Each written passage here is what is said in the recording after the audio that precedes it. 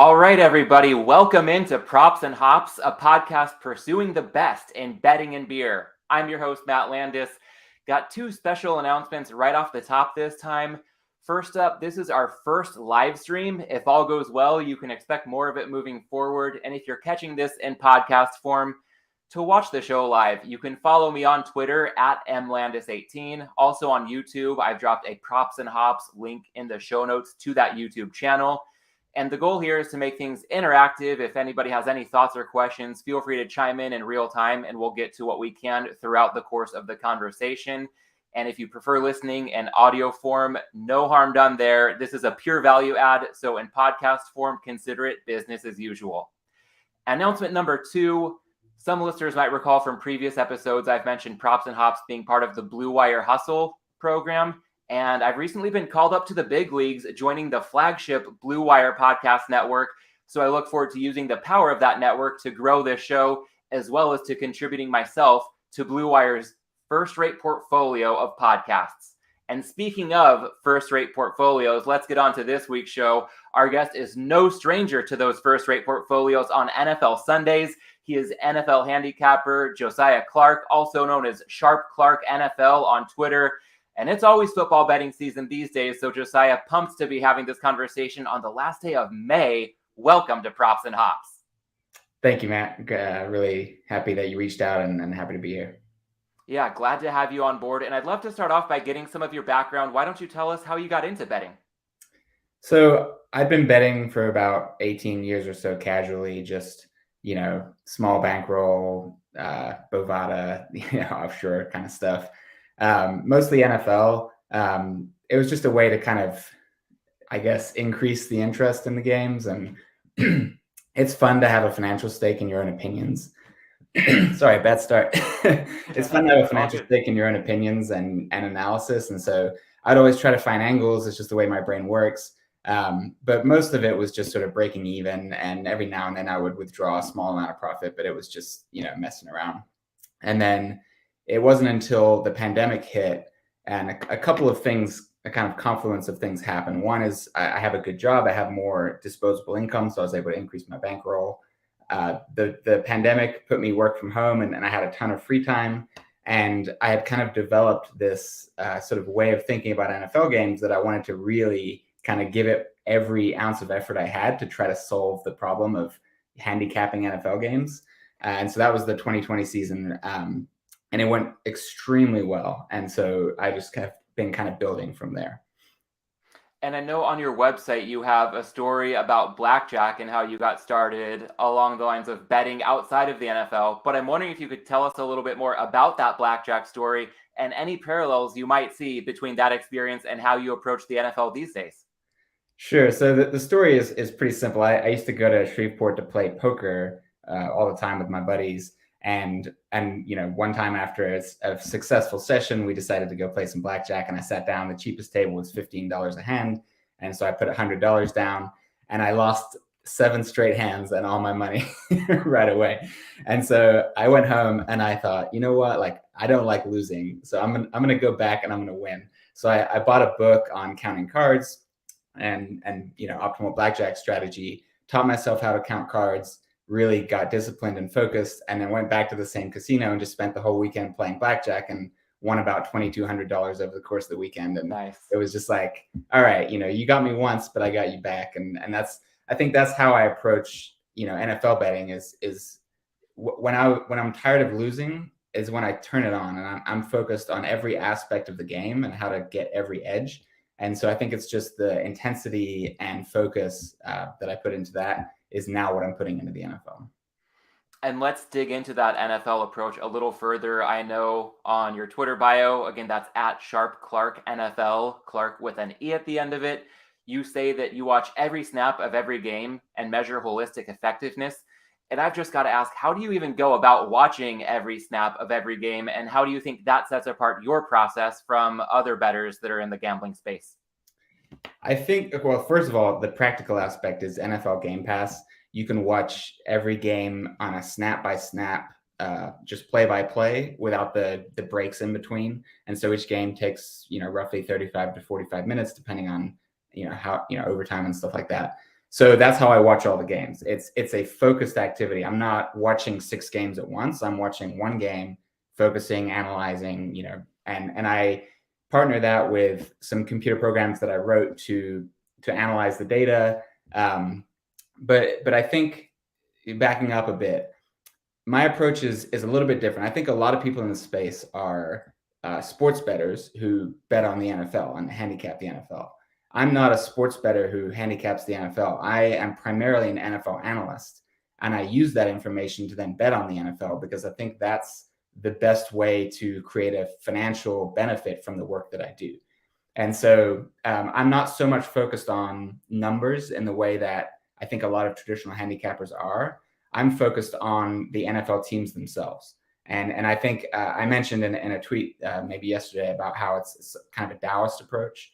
And so what I'm doing is Taoist principles are kind of like understanding the nature of things. Everyone and everything has a nature. And if you can understand that nature and then act in accordance with that nature, or understand the true nature of something, it helps you to understand when that will succeed, when that will fail, the types of results you might get. And so, practically speaking, when I'm watching these NFL games, I'm going back to first principles and I'm asking the question, when this team gets on the field, how effectively will they move the ball down the field and into the end zone while reducing the risk of giving the ball to the other team? And then on defense, how effectively will they stop that? That's what I'm trying to answer, is like that very basic question, because the teams that do that well will win. And so my analytical framework tries to quantify that as a holistic concept, not get bogged down by all the individual statistics that I think can sometimes distract from the big picture, and then create that into a numerical number for every game, every performance, that I call an effectiveness rating, both on offense and defense, and then use those numbers to quantify the teams and understand how they truly performed regardless of what the final score was. As you talk about drilling in on those numbers, I know it must involve a lot of deep dives on stats, and that reminds me of something our mutual friend Las Vegas Chris let me know about your approach, really being good at quantifying those kinds of things that so many people can struggle to quantify.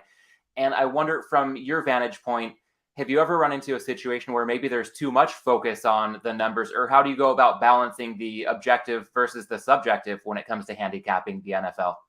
It's a great question. And none of my numbers are dependent on any statistics. So I'm not bogged down by any stats when I'm doing these numbers. This is purely me watching the game and analyzing every play for how successful as a whole that team is, right? And success is defined differently in every single play, right? So sometimes success is bleeding the clock as you run out the clock. Sometimes success is getting an explosive play when you need it. And so I'm kind of contextually looking at every play to understand how well the team is accomplishing what it needs to accomplish. And then the other thing that I'm doing is I'm smoothing out the individual variance that happens in NFL games. So, to use a hypothetical example, it's kind of extreme. If a quarterback, let's say it's 3rd and 15, and the quarterback drops back and he throws a wide receiver screen that is covered by 2 defenders, right? That play is an absolutely awful play, will almost never result in a first down. But let's say the 2 defenders trip over each other and the receiver breaks loose an 80-yard touchdown, right? So EPA per play, statistics, everything is going to spit out a really positive number for that play. You turned a 3rd and 15 into an 80-yard touchdown, like, wow. But when I watch that play, I look at the range of outcomes of how that play what that play would lead to, and that would get a very negative score for me, because you didn't even give your team a chance to get the first down 99 out of 100 times, if not more, right? So that's what I'm looking at and how I'm analyzing it. And I think that level of context can help to explain the level of content that you're creating these days. I mean, as a Chargers fan, I'll just jump right to that team. We'd kind of joked before recording this about whether or not we would dedicate this podcast to just being the Justin Herbert appreciation show. And when you previewed the Chargers on your website, you, I think, really hit it on the head. Offensively, needing to get more efficient and explosive on early downs, and also looking for Justin Herbert to take a leap when it comes to processing more complex things that defenses are throwing at him. I've heard the Athletics beat reporter Daniel Popper talk about the fact that Herbert, in his mind, might be poised for a mastery of the offense that, we haven't seen maybe since Drew Brees was running the show for the Chargers. The difference being that Brees reached a Hall of Fame level because almost solely of his mental ability. Physically, by NFL standards, it wasn't all there, but the mental tools were so great it could overcome a lot. If we have Herbert's physical tools with that, anywhere near Drew Brees level mastery of the offensive scheme, that could be a combination that I don't know if I've seen before as a fan. So I'll really be looking for that point that you brought up about Herbert processing things that defenses will try to throw at him. And on the other side of the ball, defensively, as much as it's a passing league these days, got to figure out how to do something to contain the run. And from a coaching standpoint, you talked about Brandon Staley being a high variance coach and maybe looking at alt lines in Chargers games. Sometimes he'll make an optimal choice, but it can mean, the game will swing to a wider distribution of outcomes when we look at margin of victory. So I added in a Twitter thread that, again, the Chargers, because alt lines might be good for them, teasers might be bad for a team like that. If we've got a lot of variance, you lose some of the value of crossing that, key corridor of 3 through 7. So from the offense to the defense to looking at things holistically and from a coaching standpoint, I really like the approach you outlined there. And it resonated with me as a fan specifically of that team. But you're doing this across the league. So I've got to ask, as you've gone through this process, creating all this great content, what have been your biggest takeaways so far from your team preview series? That's a great question because there's so many. So my team preview series, the primary focus of it is to understand the true nature, like I said, of every team last year. With time to breathe instead of watching film as I do all through the season. Sometimes I miss things. It's hard to have a full grasp of every single team throughout the season. And so when I do these studies, I'm looking for things I missed, understanding things in a deeper way so that once I incorporate the off-season changes, I'm starting from the correct starting point. And I think a lot of people have a misunderstanding of where to start from. But the secondary aspect is understanding patterns and archetypes that emerge with NFL teams, because things that have happened in the past can inform how we view and anticipate teams in the future when we see the same kinds of patterns playing out. So I'm going to use a couple examples to talk about that. So there's actually two examples that coalesce on the same team, and I'm going to describe the examples, and I'm going to let you guess whether you know which team I'm talking about here. So first is what we learned from the Browns last year. In 2020, they had one of the league's best offenses, despite having Baker Mayfield at quarterback. They were an outlier. Every other top offense I had an elite quarterback. And that was because their offensive line played really well. They had an incredible run game, and nothing was too much for Baker Mayfield because all he had to do was complete just the key throws to keep things going, and it all gelled and worked. We saw a massive regression on offense in 2021. A few offensive linemen got hurt, and it all went downhill from there. Everything fell apart. They were really bad offensively compared to the year before, and they missed the playoffs even though their defense took a major step forward. And so what we learned is when a team is successful on offense, but that success depends on success on the offensive line and hiding the quarterback, essentially, that team is primed for regression if injuries hit that offensive line, which a lot of times it does because you're talking about 5 big guys. Like there's going to be some injuries. So that's the first lesson, the archetype.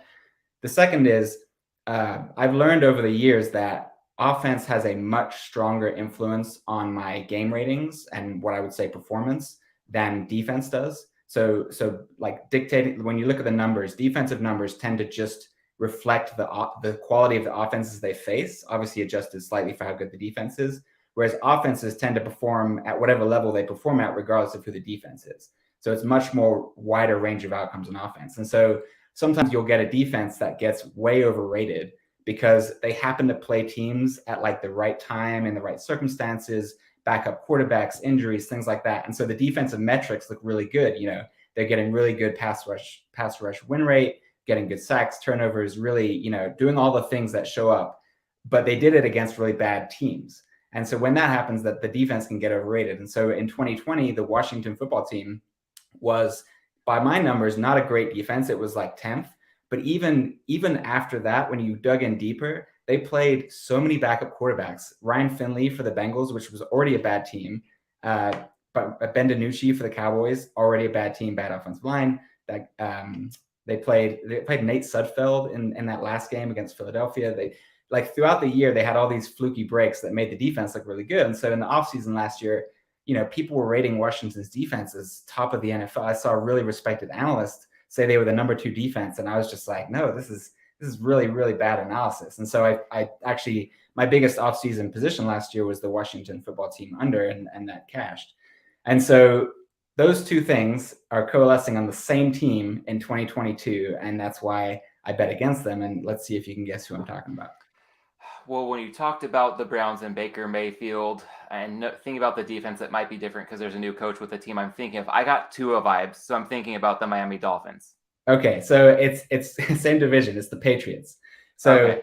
because the thing is that the Dolphins weren't good last year. So specifically, the Patriots offense was good last year. I mean, you look at any of the numbers. By my numbers, they were seventh best offense in the NFL with Mac Jones at quarterback.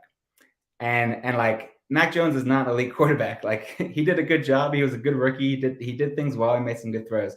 But that offense thrived because they ran the ball, they had a good offensive line, and they hid Mac Jones.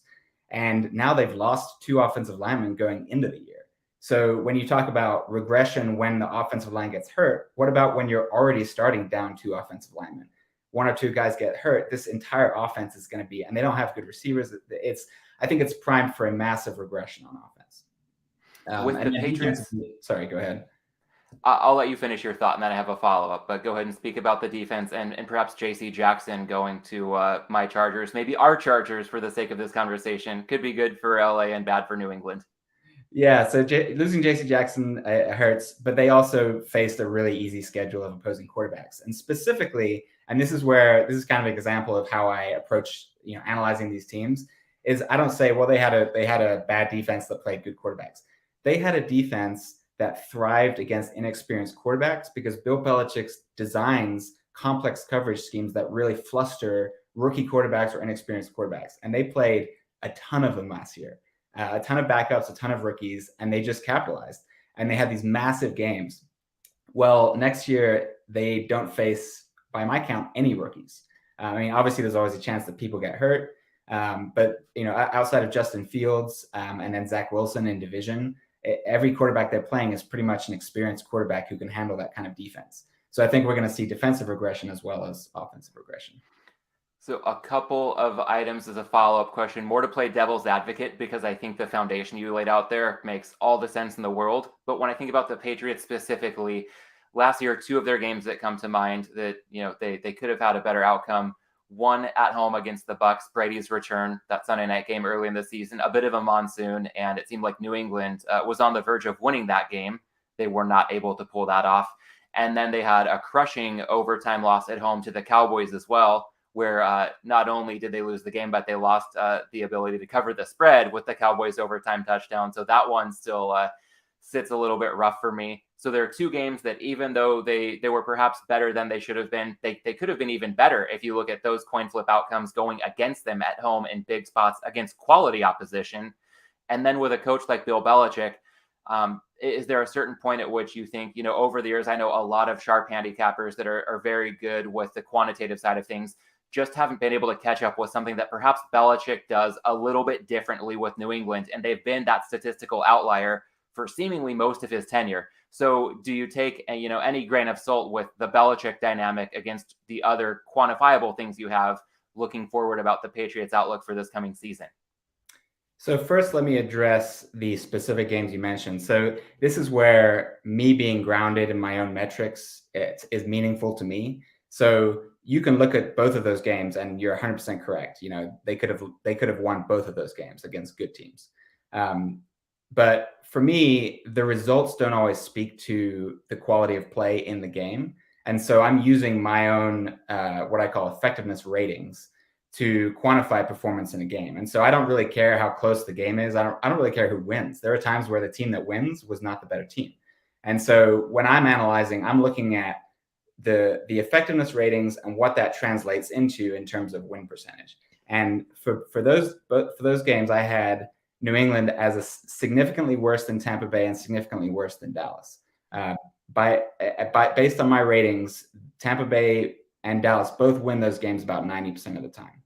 And so I'm not really worried about end game variance and how close it might have been. And yeah, obviously weather plays a role when you have a downfield passing attack like Tom Brady has. And Belichick does coach well, and that is a factor. And things like special teams don't show up in my ratings. And so that's, a potential weakness in my system or just something that I'm aware of going in. But ultimately, you can't predict things like special teams touchdowns. Like they're not things you can predict when you're handicapping a game because they're too random. And there's no evidence that having a bunch of special teams touchdowns is going to lead to future special teams touchdowns. It's very few and far between. And then things like the nuances of the game that end up impacting the final score, those things even out. And so to the extent that I think Belichick is a good coach, I think it's going to be reflected in the quality of play that the Patriots put on the field. And based on the quality of play, I thought they should have lost both those games. And so those results don't bother me.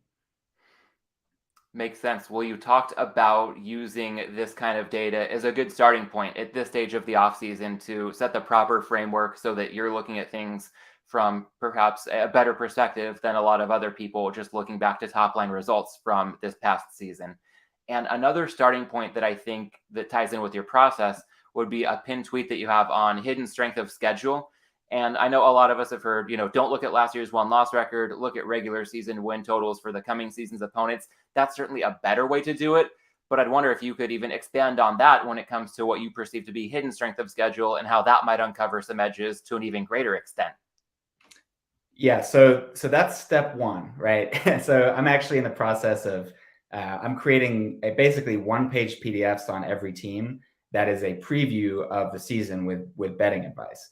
And so step one of that of what will eventually be a one-pager is analyzing last season's results. And so I take all of my game ratings and I take strength of schedule and adjust the game ratings based on the strength of schedule. And then I adjust it further based on what I call hidden strength of schedule elements. And so this is basically when the best example is Kansas City played against Green Bay, and Green Bay didn't have Aaron Rodgers. He was out because of COVID. And so when you look at strength of schedule, you say like that game goes heavily as a tough game for Kansas City. Green Bay had 13 wins. They're top of a lot of people's power rankings, top 5, top 6. And so strength of schedule is heavily impacted by that game. But in reality, the Packers with Jordan Love are not a good team. In fact, with Aaron Rodgers, the way the Chiefs played in that game, with Aaron Rodgers, the Packers are going to win that game almost every time. And so that's what I call a hidden strength of schedule element, where we need to take some of the strength of schedule off of the Chiefs based on that game. And so then you look at teams that were heavily impacted by COVID, teams that played with backup quarterbacks, those kinds of things. So I smooth out the strength of schedule based on those. The best example is the Cowboys. They played the Saints without several offensive linemen, with Taysom Hill at quarterback, no Alvin Kamara, no Marcus Davenport. That was actually a game that I was so big on the Cowboys. I bet the alt line at Cowboys minus 16.5, and they were up by 17 with 2 minutes left. And then the Saints scored a garbage touchdown, which was really annoying. But the Saints had no chance in that game. They played Washington, heavily impacted by COVID. They played the Eagles. They also had COVID, and then they decided not to activate their players because it was week 18. Who cares? They played the Giants with Mike Glennon after the Giants had started to completely collapse. And so the Cowboys benefited, by my numbers, about 1.2 games based on all these different hidden factors. So when I ran my programs to calculate how good were the Cowboys last year, they were actually significantly worse than I expected because of those hidden strength of schedule elements that don't get accounted for in strength of schedule analysis. And as you talk about a lot of these hidden factors, I think if you peel back the curtain and show how the data all adds up and makes a cohesive picture, at the same time, a lot of people are probably just going to look at last year's records or how far did a team get in the playoffs. And, that's the bottom line at the end of the day. And I get that it's a results-oriented business, but I think that could make it interesting when it comes to a hobby of yours. Again, on your website, sharpclarke.com, you talked about arguing with strangers on the internet about why they are wrong.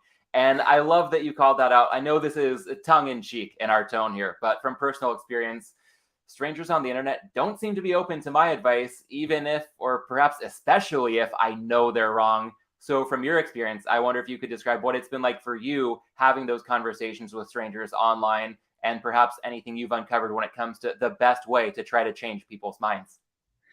Yeah, so actually, I changed that language after you pointed it out, because when I wrote that, I was very early on, and I hadn't realized just how much people do, like how bad people are on the internet, how awful the arguments are, how much they don't listen.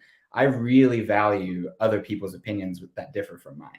And so I actually just changed it to where I'm just arguing with strangers online. And I think every conversation is an opportunity to learn someone else's perspective.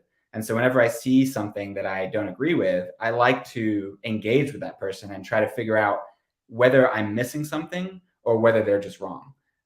Because that way it's like the opinions that I hold that are valuable and true and based on evidence become strengthened when I understand why people think differently. And the opinions that I hold that are wrong, I'm able to let go of when I realize that I've been overlooking something. And so that's my goal with the arguments.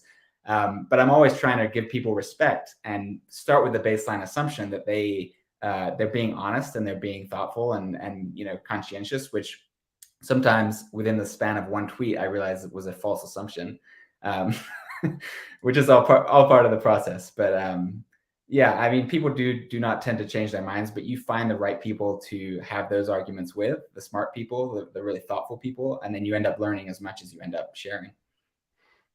I've always appreciated an open mindset like that, but really in the past few weeks, that's been reinforced thinking about somebody who's been on this show a couple of times and who I consider a friend, and that would be pro bettor Rufus Peabody. A lot's being made now of him working with Establish the Run to sell golf projections after some previous stances he had taken when it comes to selling picks. And there's some gray area there to some people. For others, it's more black and white, and there's a lot of tension. And on Rufus's podcast, Bet the Process, a couple of weeks ago, he and Jeff Ma and their guest, another pro bettor who's been on Props and Hops a couple of times, Rob Pizzola, had a great conversation where I was pretty much agreeing and disagreeing equally with all three of them at different points of the conversation. And afterward, I remember my wife was catching bits and pieces of it, and she knows that I'm really into betting, and she's so supportive, and she even loves it to a pretty healthy extent. And she's like, okay, so who's right? Who do you agree with? And I'm like, I can't answer that question because I agree and disagree with all three of them. And I love that because I think sometimes it's not that there's a clear answer, and it's very healthy to have that conflict. And when it's approached in a respectful way, those can be some of the most valuable conversations in all of the betting content space. And along the lines of not always seeing eye to eye with other people, I think sometimes we might underestimate the value that can present, because if we're always seeing eye to eye with everybody else, then the betting marketplace is going to get pretty monotonous and edges will get tough to find. That conflict and tension from one bettor to another, from one book to another, that's how we can find lines that are actually worth betting and having a chance to crank out a profit in the long run. To that end, as we look ahead to the 2022 season, with all the homework you've already done, everything you're continuing to do, any early angles you have in the sites that people may want to consider as they eventually get around to building out their own portfolios for the NFL season to come? Sure. So I probably have much more action already down than I think a lot of professional bettors, because like I said earlier, I'm only an NFL bettor.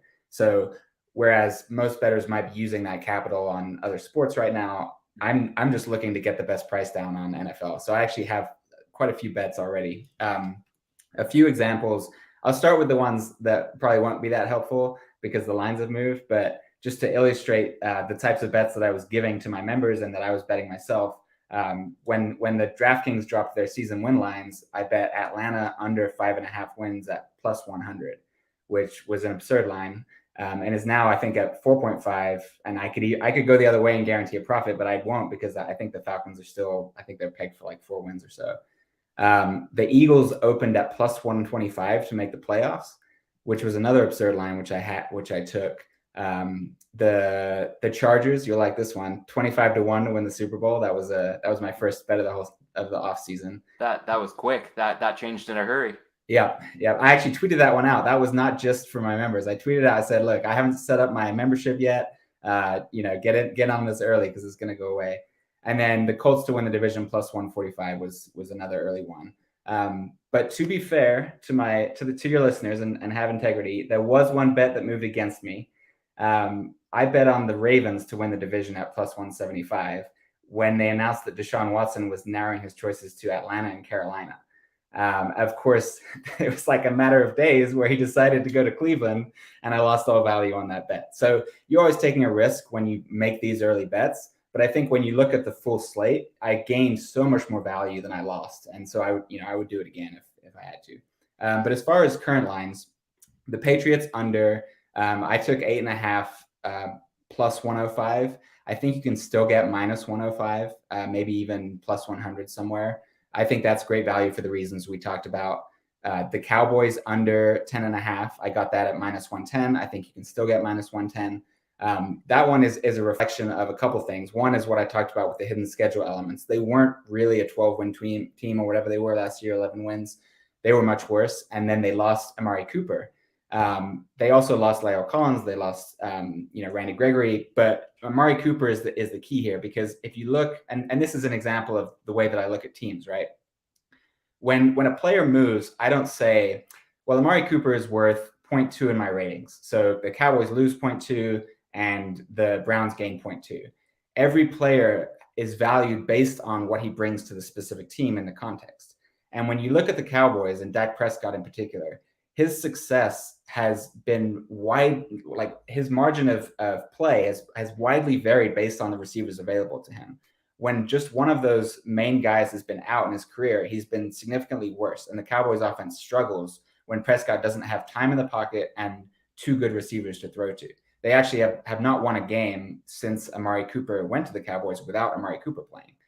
It's a small sample size, so don't take that out of context. But the point is, when he left, that significantly weakened the team. And so now with all the reliance on CeeDee Lamb, I think the offense takes a major step back, especially without Collins. So in addition to what happened last year, you have significant talent reduction and you have a bad coach. And so I think all those things add up. When you can get under a big number on a team that you expect to fail to meet expectations, I think it's worthwhile. So that's another one. And Chargers over it. Get on. I love the Chargers. Just get on them.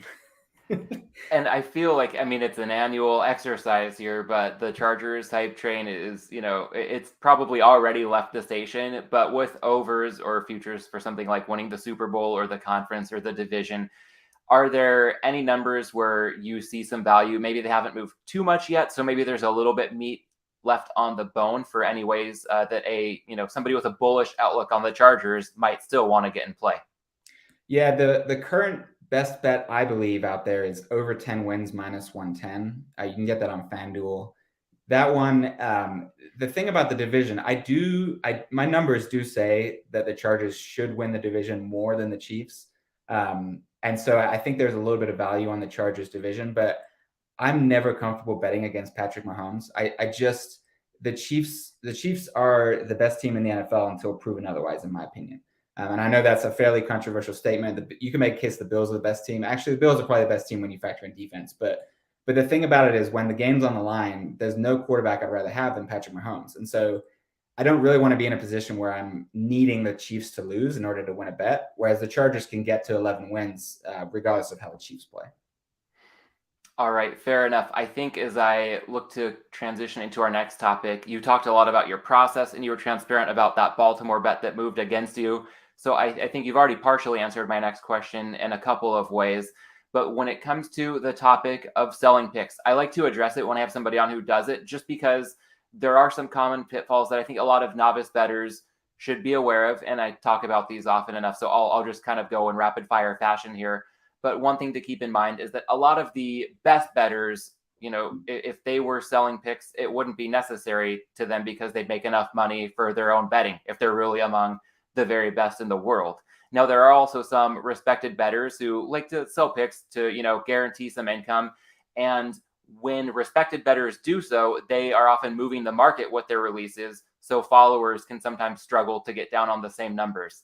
And a third pitfall would be that for bettors who sell picks that don't move the market, that's often a sign that they're not providing a ton of value with what they're selling. So the cost that somebody is paying to buy those picks is essentially just paying extra vig for bets that they could already make anyway. So with that in mind, just trying to, get that out there in the spirit of transparency, I would assume that you have your own value proposition for all the hard work that you put in. So how would you describe that value proposition for people looking into possibly subscribing via your website and what they could look forward to there? And my value proposition is essentially everything I'm talking about, right? I'm watching every game. I'm analyzing the tape. I'm putting the numbers. I'm writing computer programs that analyze it. I think that I have a unique perspective to handicapping NFL games. And so I think that leads me to getting value on my bets. And I think demonstrating that process through the work that I do, through the articles I write, I think shows the value of what I provide. And if people find that valuable, then they can become a member on my website. But I think it's important to note a couple things. One is that anytime someone is selling picks or betting advice, I think there's two requirements. And if the person doesn't have those two requirements, then they have no business selling picks. The first is they have to be transparent about every single bet that they are giving out. I keep a meticulous record. I timestamp every email whenever I send out a pick. I record it on my website, and then as soon as that week's games start, I make that page public, and I tweet out the picks every week when the games start. And I've never deleted any of those tweets. So you can go back through my history and see every bet I've made, including some really bad ones. You can also see some really bad takes I've had. I don't delete those because I think integrity is really, really important. And if the person doesn't have that level of integrity and record keeping, then they shouldn't be doing this. The second thing is they need to be able to articulate how they create their edge. And this is something that I don't think many people do, is they say, well, I've been betting for 20 years and here's my record. It's like, okay, great. But how do you maintain that record? How do you keep creating value? And they need to be able to answer that question. And when they answer that question, if the person believes it and is compelled by what they have to say, and they have the record to prove it, and they have the record keeping, then I think that's a person that you should be listening to, and potentially, if you're interested and don't want to do all the work yourself, buying picks from. Because ultimately, at the end of the day, sports betting is fun. And I'm thinking about my father-in-law, who is a lifelong Cowboys fan. And so for the past 20 years, watching football has been a very disappointing experience for him. He's probably listening right now. He became a member, and now he has something to root for every week that is not the Cowboys. And so I like to think that he has enjoyed his experience of watching football more, following my bets and making plays of his own based on those bets, and just understanding you can kind of root for things other than your team, because a lot of times our teams are terrible. And so I think the value that I provide is the ability to stay in the game, because when you win bets, you can continue with your bankroll and you can bet more. And then, if you want to be a degenerate and bet on a long shot parlay, use the profits you make from the smart bets that you get from the sharp people and have some fun with it. That's kind of what I go for is just all the analysis that I provide, and the value of that going into the bets. And so the bets are only part of what I offer. It's all part of it. Understood. There's a bigger package than just getting picks, and I think that alone can be valuable in and of itself as well. Something that I saw you touch on your website was the fact that I think the quote was, "I don't like to lose." And that reminds me of something else I've heard from our friend Las Vegas, Chris. Maybe I should just give him a producer credit at this point. He always has the best ideas for how to approach a conversation. But I gather that your 2020 season was great when we look at the results and your overall ROI. 2021, more of a step back to earth. I'm wondering if there are any differences that you caught when it came to your approach, or was it just variance looking 2020 to 2021? And based on that answer, how the results of last year might affect your outlook on the NFL moving forward? It's a great question, and one that I could talk about for much longer, much longer than a few minutes. But so 2020 was wildly successful. Everything went well, and then 2021, my first fully public year, I went public. So basically, in 2020, I went 70% through week 16. That was when the contest ended. I won the contest, and then I decided to go public in week 17 and through the playoffs. And then I was public last year. And so since I went public, I'm only up 14.67 units, which is still up. It's great. But if I had been public during that 70% regular season, I obviously would have a much better number. But no, last year I actually netted a -2 units on the whole year, which was very disappointing. And as a result, I actually gave all my members a free membership this year. Because if I'm not delivering winning picks, then what am I doing, right? But the first thing I did after the season was audit every bet that I made on the entire season. I wanted to understand, like you said, what was different, what went wrong, what can I do better? And specifically on the bets, there was a lot of variance, right? There was a lot of COVID issues. I think one of the funnest things that I looked back on was, I think there were 8 or 9 games where after I made the bet, there was a dramatic change based on, some like a quarterback being ruled out for COVID, or, Calvin Ridley not traveling to London, whatever. And I hedged on 4 of those bets and didn't hedge on 5 of them just to, decrease my exposure.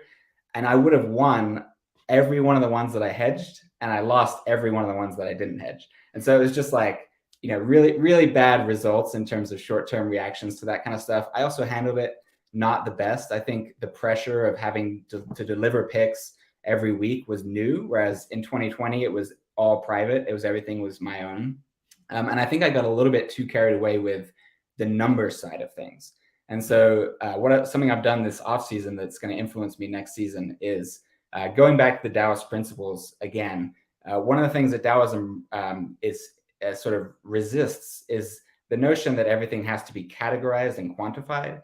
And I think the parallel when talking about NFL is there's so many numbers out there, and there's so much like, well, this line is value over this book, and here's the EPA per play and all this kind of stuff, that a lot of that distracted me from what I did in 2020, which was just look at my numbers, 100% my numbers, understanding the teams, understanding the situations when the teams are more likely to be better or worse than people expect, and then using that to make my bets, regardless of what the numbers said. I took a lot of, quote unquote, worse lines that ended up winning, because the question wasn't simply how valuable is this team versus this team, right? So you ask a typical handicapper, and they'll say, well, the Bills are 6 points better than the average team, and the Texans are 6 points worse, and it's at Buffalo, so add 2 points, and you've got Bills minus 14, right? So that's your spread, and if a book offers minus 13, maybe you've got some value on Buffalo, maybe it's not worth playing, but whatever. But that's not how I handicap. The way that I handicap is I assume that the market has a fairly good read on each team in terms of quality. And so what I'm looking for is understanding the systems to understand when those systems are more or less likely to fail relative to expectation. So for example, the Eagles are, last year at least, were a team that had, they had a great run game. Jalen Hurts was great when they could run the ball. The running backs were great. But when they were forced into a passing situation, they didn't have the receivers, and Jalen Hurts didn't have the sort of mental elements of the game to read the defenses and pick them apart the way the best quarterbacks in the NFL do. And so what you saw was in games where they had the lead, they just relentlessly crushed the opponents because they could just run the ball, chew up clock, and keep the lead. Whereas when they got behind, they were forced into those passing situations, took the run game off the table, and they were significantly worse. And so you can't really say the Eagles were an average team. It was more like the Eagles are 4 points better than average. These are just off the top of my head when they have the lead, and 4 points worse when they don't have the lead. And so my biggest bet of the NFL playoffs was, Bucks minus 7 in the wildcard round against the Eagles, because I saw them struggling to run the ball against a really good run defense, and then getting behind because Tom Brady is the type of quarterback that can beat a Rich Gannon defense. Not Rich Gannon, whoever that guy is. And so no, it was who's the Eagles? Whoever the Eagles defensive coordinator is, he runs these vanilla schemes that basically work against bad quarterbacks, but good quarterbacks just thread the needle. Jonathan Gannon, thank you. And so so I predicted that the Eagles would get in a hole and that they wouldn't be able to backdoor because they'd be down by too much. And sure enough, that's exactly what happened. So that's a long way of saying my focus next year, I will still be trying to get the best of the number. And when I think games are mispriced, I'm going to jump on them, just like these lines that I jumped on early in the summer. But it's going to be more focused on whatever the line is. I want this team in this spot because I understand that this is set up for this team to be better than expectation against a team that is worse than expectation. And so that's going to be my focus. And then the second aspect is I've been running a lot of numbers and backtesting data on comparing my numbers to EPA per play. And when my numbers diverge from EPA per play, my numbers tend to be highly predictive compared to what EPA per play says. And I think that's because EPA per play is baked into a lot of sharp betting. And so that's kind of how I create my edge. So those two things are going to be driving a lot of my bets this year that didn't so much last year. A few quick follow-ups. I'll go, I guess, in reverse chronological order. You just touched on EPA per play, and earlier on in the conversation, you gave an example of, a team throwing a bubble screen in a very suboptimal spot, but if somebody on the defense falls down, suddenly it's an 80-yard touchdown. if you look at metrics like EPA per play, it gets a very positive result where you would know better by watching every snap that play probably deserves a negative result. So is that where you think your ability to diverge from EPA per play gives you an edge, or is there anything else that you think when your numbers say one thing and EPA says another, you're more comfortable trusting your own data? It's pretty much the first thing, and that's an extreme example, but they add up. The small things add up over the course of the season, and so yeah, big plays are a big part of it. Turnovers are a big part of it. Like not every turnover is created equal, right? So you look at a turnover-prone quarterback with a bad offensive line, and there's pressure on every play, and he's getting sacked. He's more likely to turn the ball over, trying to force the ball, trying to get a first down, or just quarterbacks are more likely to get sacked and fumble the ball than other ball carriers are, versus a situation where Mahomes throws a 10-yard pass and the receiver catches it in stride and then runs 5 yards and the defender pops it out from behind and they get a turnover, right? Both of those are fumbles, both of those are turnovers, but an EPA per play is just going to kind of weight them the same way because the net result is the same. But my numbers are obviously not going to be the same because that 10-yard pass is going to lead to a first down almost every time. And so, yeah, it's just other examples like that I think tend to, when those compound, that creates a gap between my numbers and EPA per play that I think is meaningful. And when it comes to game state, circling back on the Eagles, you mentioned maybe they're more or less an average team overall, but they can be very good if they've got a lead and can rely on their strong ground game. And they can be really bad if they're playing from behind and they're struggling in the pass game. We'll see how that plays out this year with A.J. Brown in the system and another year for Jalen Hurts. But if we have just a team like that, theoretically, as an example, I know that selling picks, it's not easy to do anything with in-game betting. But with that knowledge, do you use in-game betting to your advantage? I know you looked at the Bucs in the wild card round and just laid the points pre-kickoff. But as the game unfolds, are there any things that you look for that might have you adding on to your position over the course of a game as it's in progress? That's not been a focus of mine in the past, although last year I started doing it for the first time. And it was actually very successful. But like you said, it's not something I can advertise. I can't give out in real time, live bets that I'm making because the numbers just aren't there. It's just not practical. But as far as my own bankroll goes, I found it to be very lucrative, particularly. And this became a meme recently, so I'm sure your listeners are aware. But like, my favorite angle in live betting is to bet a worse number than you had at kickoff, because psychologically, like the markets are created by supposedly equal action. Like obviously the books are more nuanced than that. Sometimes they want to be exposed to a certain side, but generally speaking, the line represents an average of what the bets they're getting on each side are. And psychologically, it's just so much easier to bet a better number than you saw all week than it is to go the other way. And so sometimes there's actual value going the other way because the live line hasn't moved enough.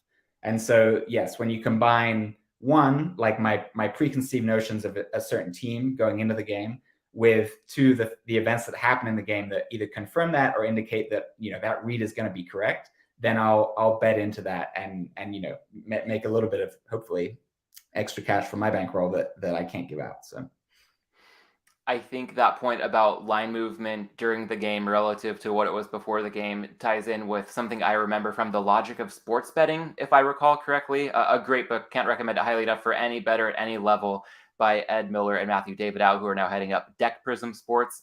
But I believe that they talk about one of those biases of bettors looking to pass on a line that seems efficient before a game starts.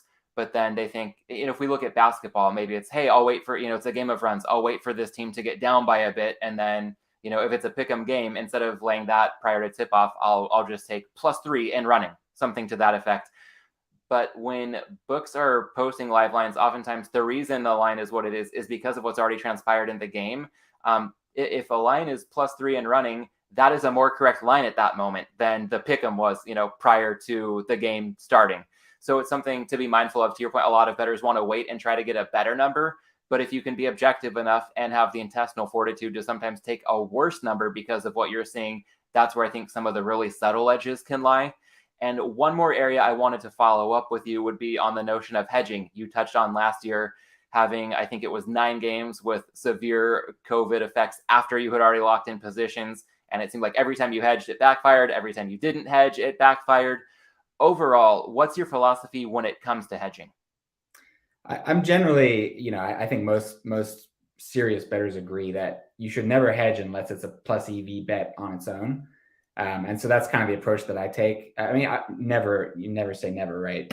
If your exposure is so massive compared to the rest of your bankroll, then you should definitely consider hedging, if you can. You can't always do it, but I'm typically, if I can make a plus EV bet that secures profit or hedges my risk, then I don't mind making it. So there was one example last year where it was it was basically I bet the Cowboys before Dak Prescott was ruled out against the Vikings, and I bet there was another game that week. Oh, I think it might have been I forget what it was, but both of those were to the point where I could I could tease both lines so that I could still win. Even if I lost both bets, I could still win my teaser. And so it was just a way to say, I don't want half of my bankroll, like half of my betting bankroll this week, to be on two really bad lines. And so I'm going to do this just to limit the range of outcomes that can occur. And that was just a comfort thing that, I felt good about doing it at the time. It's not an all or nothing thing. It's very circumstance specific, but I'm not against hedging if you can find a plus EV way to do it. I love the way we've gotten to this part of the conversation, but if I can zoom out a bit and tie a bow around the topic that got us down this path, the aversion to losing. I understand that, every bettor, there's an amount of, competitiveness that everybody's got to have to be willing to lay the vig and take on sports books and really the rest of the betting market every time they make a wager. And wanting to win is so natural and it's very inherent in a lot of us. And at the same time, I feel like it can be a little bit dangerous to disdain, to have too much disdain for losing, because if you do this enough, it's inevitable. Even if you're doing a very good job, losing streaks will happen. So from your experience, I'm wondering how you process that individually, and then how that might also be affected when you know that this could have an impact on paying customers as well. Yeah, losing is tough. Last year, so I say I was down 2 units on the year, and that's true. But at one point, I was down 25 units on the year. The first half of the season was absolutely brutal, and some of it was poor handicapping decisions. Some of it was just the natural variance of the game that happens, and that was really hard for me. I had not experienced something like that, especially off such a successful 2020. And I think humility is so important in any competitive endeavor. But you have to partner humility with an appropriate level of confidence based on what you know to be true about what you bring to the table. And so during that down stretch, there was a lot of time spent, analyzing what I was doing, thinking about my process. But ultimately, I kept coming back to the fact that I was making good bets, and that I knew what I was doing, and that what I saw on the field was what I was predicting. And the specific results did not dictate how well I was doing at what I was doing, if that makes sense. And so that's why I think I saw such a massive upswing towards the end of the year and finished the year really well.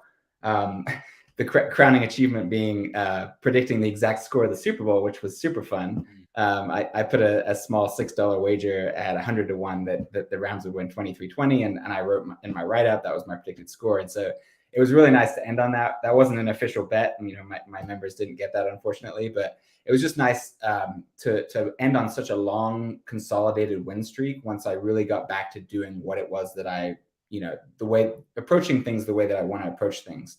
And I don't think, if I hadn't have gone through a losing streak, I don't think that I would have been able to refocus and really get back to what it was that I think grounds what I do.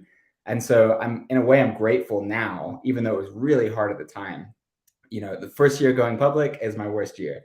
Even though it was really hard at the time, I think it has really laid the foundation for what's going to be, in my opinion, a successful long-term future. And I think I'm going to look back at that year and realize that, wow, that was a process I had to go through in order to get to where I am. Sounds like a very Taoist way to look back at that experience. Yeah, definitely. And when I audited my bets, I felt encouraged. I had CLV, like significant CLV on over half my bets. It wasn't like a reflection of the quality of work that I was doing. It was just variance, and that you have to be able to deal with. And I hope that my members can recognize that. I know not all of them can. And there's a demand that you win in the short term in this industry that's very tough to deal with, because that's not the reality. This is a high variance game, and results can involve a lot of variance. But I think the people that understand what I'm doing are still with me. They recognize the long-term value of what it is that I provide. And I think those are the kinds of people that I want to, surround myself with anyway. Well said. Well, as we near the home stretch here, I'd like to weave in the Malinsky Minute, a big pillar of this podcast. One of my biggest takeaways from getting to know and ultimately do some work with Dave was that it seemed like he almost got more than the 24 hours a day that the rest of us get. I mean, he did so much and he knew so much about seemingly everything, could speak brilliantly to any topic and meet anybody right at their level. And I see a bit of a parallel there, perhaps, to what you've got going on, because I know you've got a big full-time day job, plenty of other interests. It's quite the balancing act. So with that in mind, how would you say you go about covering all the bases when it comes not only to what you're doing with your own betting from a betting content standpoint, but just other life obligations and hobbies that you want to enjoy as well?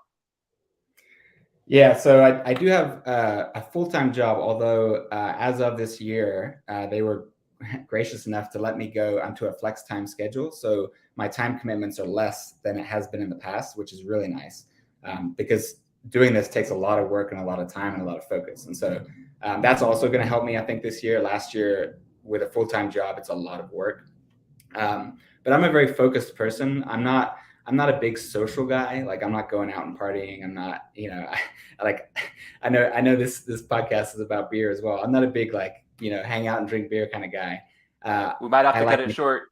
I like my cat. I like my wife, and I like doing this work, and so when you really like what you're doing, it doesn't feel like a struggle to spend time doing it. Like, I love writing these computer programs. I love visualizing the data. I love, checking the sportsbook apps every hour to see if the lines have moved. Like, these are all things that I just enjoy doing. And so it doesn't feel like such a stretch when that's the case. And looping back around to the value proposition, I don't see myself doing my full-time job permanently. It's something that's been really, really great for me and my family. It's provided a lot of money, but I would love to be able to move on to something where I feel, much more passionate about it.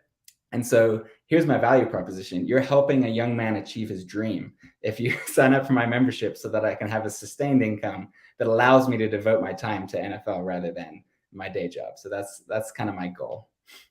There you go. Bring it all full circle, making it mutually beneficial for all parties involved. I think something else, maybe a bonus Malinsky Minute, if you will. Dave was very well read, again, on all topics, not just about anything betting or sports related.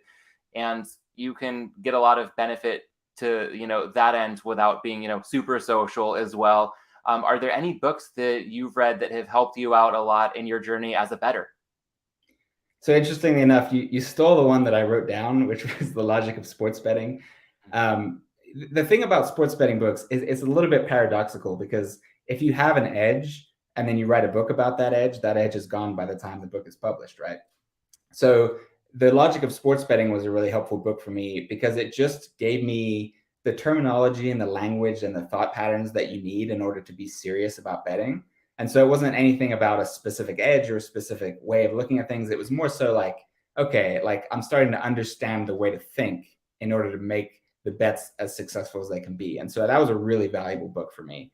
But honestly, like, the things that have influenced me the most are the sort of Taoist principles I've been talking about. So there's a podcast by Daniele Bellelli called The Drunken Taoist. And he's I think he's a professor of history, and he's an Italian guy. He's crazy, but his podcast really influenced the way that I think, and just like things like being open-minded, being fluid, always learning, always approaching things from a perspective of what can I learn, but also being passionate and being true to yourself. Like, the number one thing when it comes to Taoism is you have a nature, and you have to live within that nature. And when you're living within that nature, you're at your best self. And so all of these things, I think, have colored my perspectives on how to approach NFL betting, because I'm just trying to live out those principles and apply them practically to the systems that are NFL teams. And I just love doing that.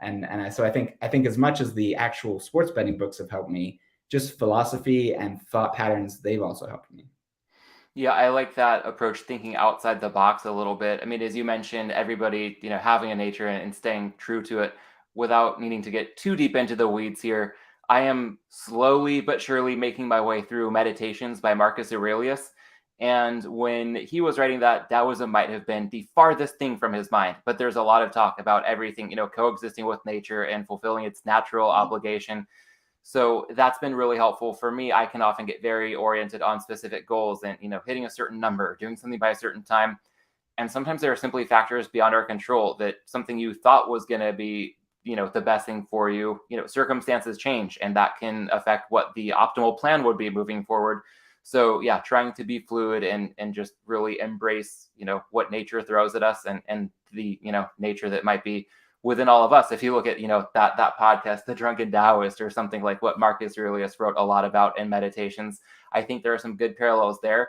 And none of that is in any way about betting on one hand. And on the other hand, I think that lessons that can be learned from that type of content, whether it's podcasts or books with seemingly no ties to sports, can make people much sharper sports bettors if they can, find an escape in that type of stuff and then use it to sharpen their focus when they get back in front of the betting boards. Yeah, perfectly said. One more topic I want to throw your way. I know you just said you're not the biggest beer drinker, but I do understand that from time to time you enjoy a good cocktail. So weaving in the hops or at least the cocktail side of things, what do you enjoy to drink when the time comes to relax and maybe just take off the edge a little bit? So I also got into cocktail making during the pandemic, which was fun. And I like to design my own cocktails, but I mean, every cocktail has already been made. You're just making variations. And so my go-to signature cocktail is a variation of the last word. I call it Ash Raven's Flight. It's gin based with limoncello and green chartreuse and lemon and basil. And you serve it up in a martini glass, and then press a basil leaf, put it on top, and it's just a beautiful, citrusy floral kind of combination that I really like. Maybe your beer drinkers can't really relate. There's also some good beer here. I'm in Denver, so my buddies like beer, and so sometimes they drag me out, or my wife will drag me out to a brewery, especially after a hike. So Avery Brewery is probably famous, but also really, really good. And then there's some others downtown. So Absolutely. Yeah. In the Denver area, I also know there's Great Divide. There's Prost, which does a lot on the classic lager side of things. Yeah. Crooked Stave does a lot of good sour beers, and that's often a good transition for people who are more into wine. A lot of their beers might be, aged in red wine barrels. So Denver has plenty to choose from, covering the full spectrum. But as you touch on a citrusy floral cocktail, a lot of hops really do have some good parallels there. I think the Citra hop, super citrusy, a lot of like grapefruit, orange. And then there are plenty of hops that bring out the floral side of things too. There's even a newer one that's called Laurel, just basically insinuating that there's some lemon and then also a lot of floral presence. So they kind of pushed lemon and floral together to make the Laurel hop. So there are some options. If I can find my way out to Denver anytime soon, I'd love to see if we can look for that, citrusy floral combo. I love it in a good IPA, and I'm sure you could show me that combo and some pretty good cocktails that would be eye-opening to me. So again, all along the lines of what you just mentioned with your website and what you're looking to provide to members, getting some value back from them. Me on the beer side, you on the cocktail side, maybe some mutually beneficial experiences to be had there. Definitely. And if you're ever in Denver, let me know. I'll be happy. All right. Yeah, that sounds great. Well, I will look forward to it. I love getting out there when I can. So hopefully it's not too long before I'm back in the area and we can meet up in person. But for now, I want to be sure to plug your work before we sign off here. On Twitter at @Clarke NFL. That's Clarke with an E at the end. And your website, we've mentioned it several times during this conversation, sharpclarke.com. I'll include links in the show notes. Josiah, is there anything I'm missing or anything else you'd like to add? Just be on the lookout. It's going to be pretty soon when I release my full preseason previews, team by team. There are some team previews you'll see that'll have like, why bet the over? Why bet the under? Mine won't be like that. Mine is going to be, here's the best bet you can make, and here's why. It's going to be very direct, content-based, with a short write-up. So look out for that, and I'll be advertising that on my Twitter soon. Sounds good. All right. Well, to wrap everything up, I'd like to thank everybody for watching and listening. If you've enjoyed the conversation, the number one way you can support Props and Hops would be to take just a few seconds and leave a 5-star rating on Apple Podcasts or Spotify. Josiah, once again, thank you so much for the time and insight, and keep up the great work. Yeah, thank you for having me. I really appreciate it.